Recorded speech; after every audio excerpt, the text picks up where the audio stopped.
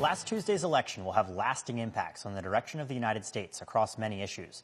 But one of the topics getting the most attention is abortion access. Good afternoon and welcome to NCC News Online. I'm your host, Dylan Brendel. In New York, Proposition 1 cemented access to abortion at the state level, while nationally many pro-life advocates were more successful than they've ever been since the overturning of Roe v. Wade.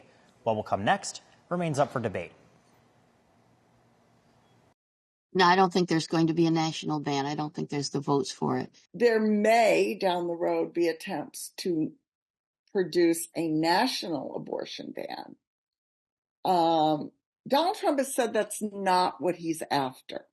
Regardless of whether a national abortion ban will ever happen, since Tuesday, sales of abortion pills are surging, and Margaret Atwood's The Handmaid's Tale is back on Amazon's bestsellers list.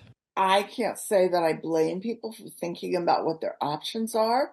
Thompson, a women's history and political science professor at the Maxwell School at Syracuse University, says legal or not, abortions won't go away.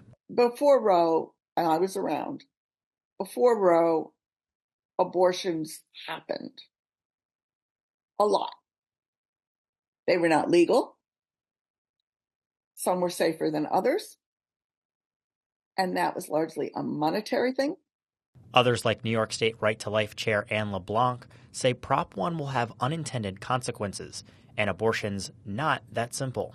I am pro-life. I take displays out to public places, and I just couldn't count the number of women who've said, well, you know, when I was 16, I've never told anybody this, but when I was 16, I had an abortion, and I've had nightmares ever since.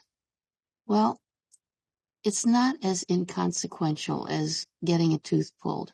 With Republicans eyeing control of all three branches of federal government, Thompson says attempts at restrictions are coming. I think there will be attempts. I think we heard in the Dobbs decision and his concurring opinion, Justice Thomas talk about this. We don't know where the line will be drawn. That's part of the fear. It's also fear of the unknown. And it sounds like fear-mongering, but I'm not sure it is.